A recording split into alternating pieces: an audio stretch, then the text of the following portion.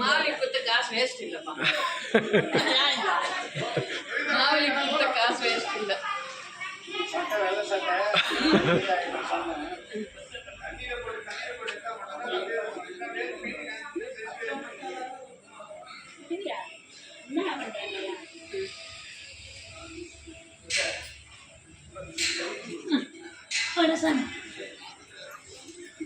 உள்ள போனாலும் வெளியே தனியா இருக்கு.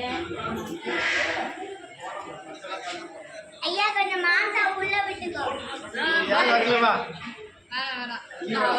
மான மான ஐயா பத்து வச்சதுன்னு ஒண்ணுதான்